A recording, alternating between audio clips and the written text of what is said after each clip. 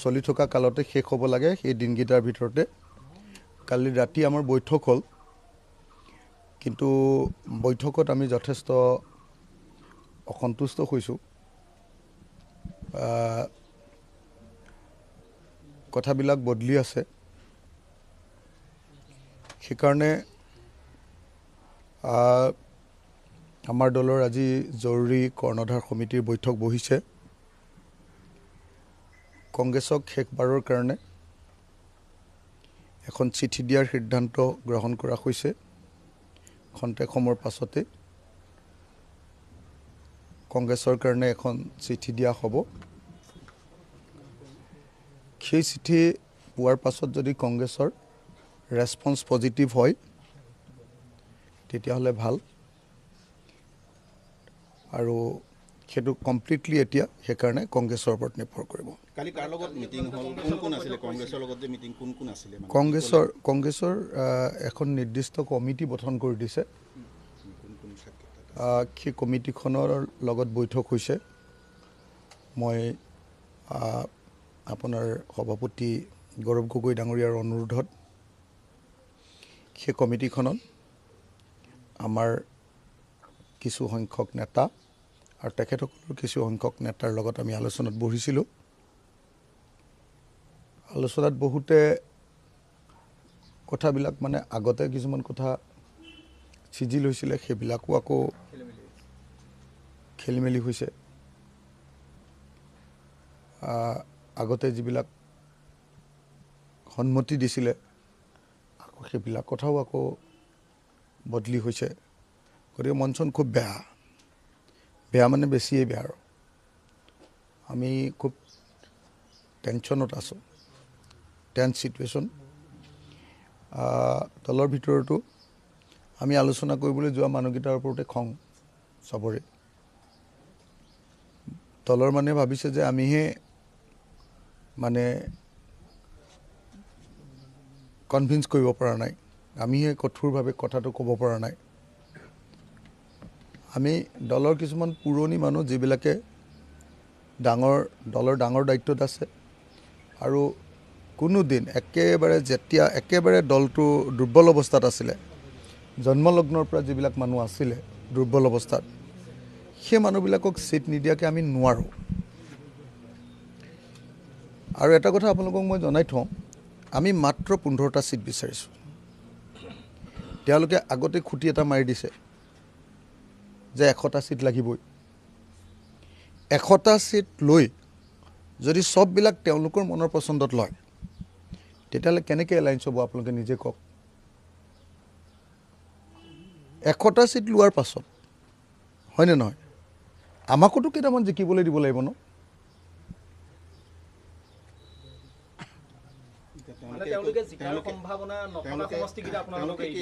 মানে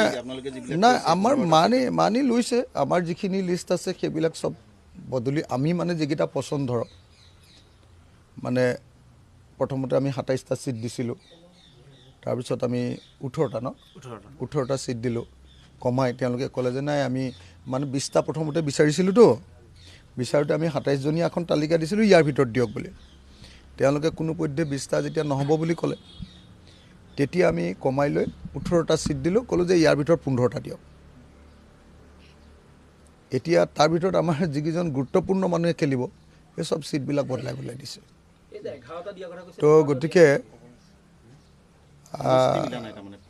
সমষ্টি মিলা নাই মানে সমষ্টিও মিলা নাই আৰু মিনিমাম 15টা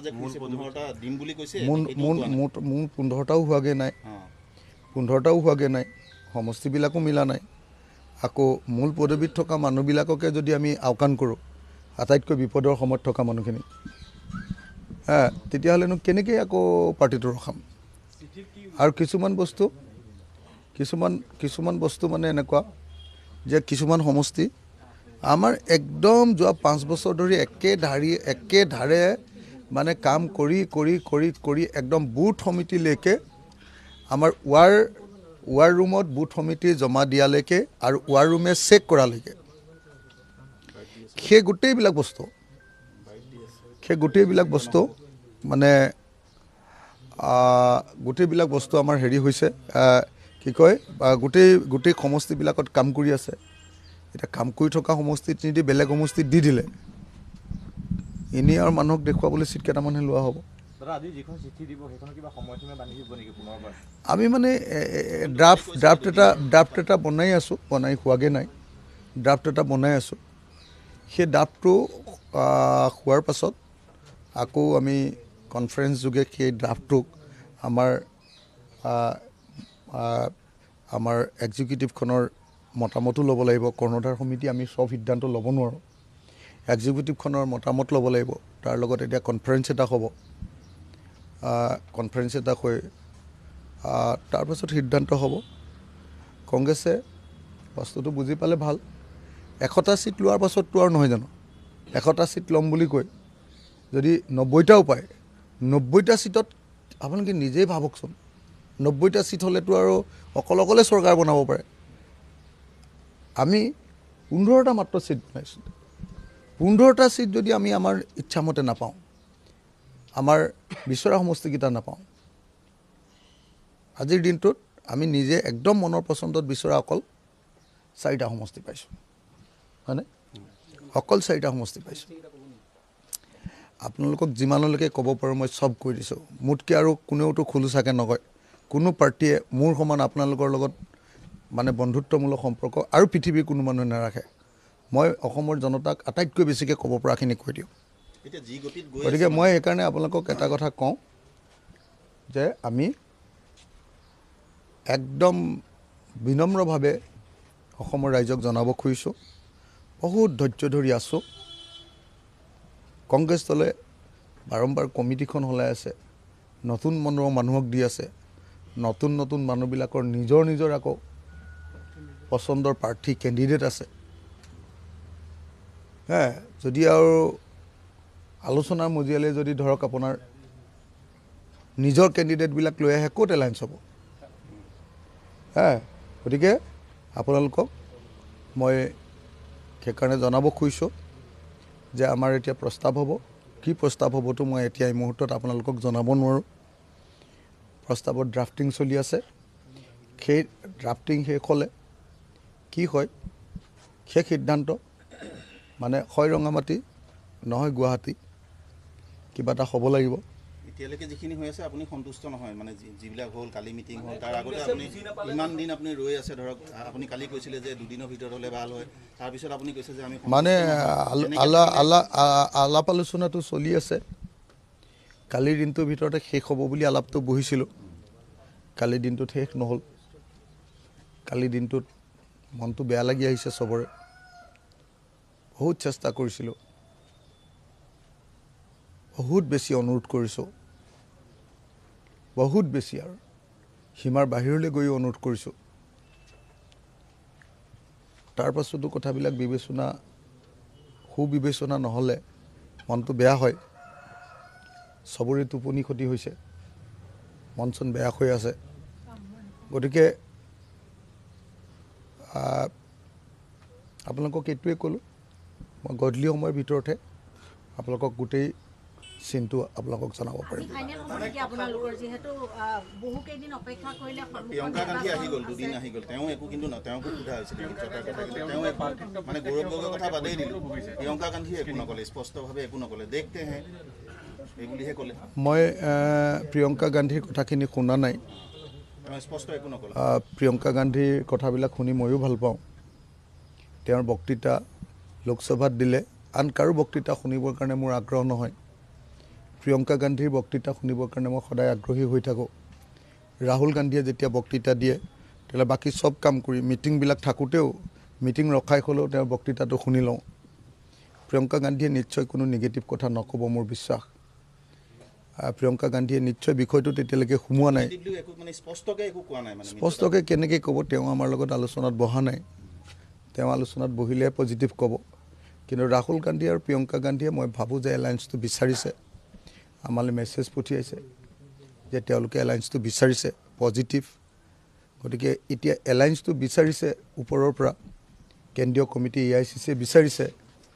এতিয়া ষ্টেটত আলোচনাত বহা মানুহবিলাকে কথাটো বুজি পাব লাগে যে বিজেপিক যদি পৰাভূত কৰিব লাগে, সাম্প্ৰদায়িক আৰু ফেচিবাদী শক্তিক যদি বিদায় দিব লাগে, হিমন্ত বিশ্ব শৰ্মাৰ অটপালি যদি নাইকিয়া কৰিব লাগে, আৰু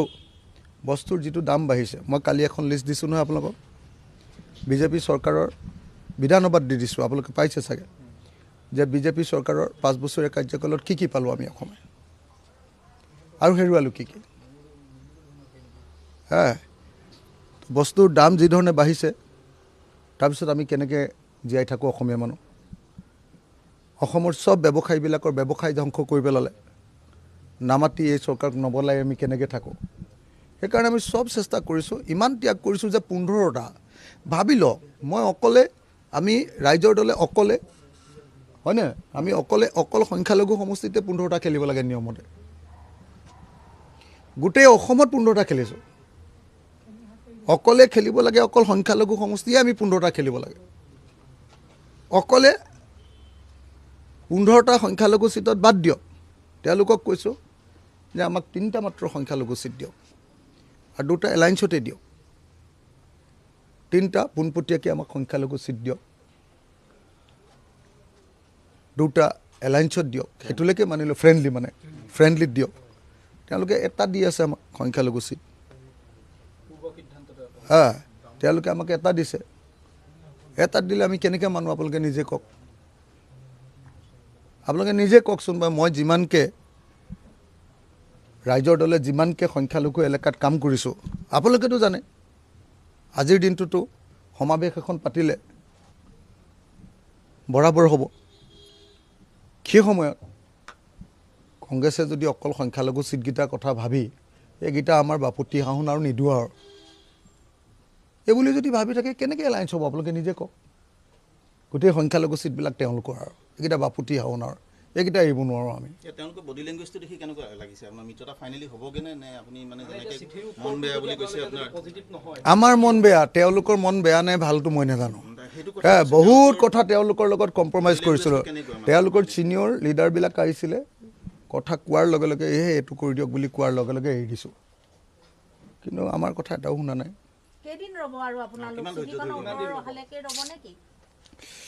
হ'ব, থেংক ইউ। যিমান ক'লোঁ আৰু নকওঁ, বহুত খুচি দিলে। হেল্ল'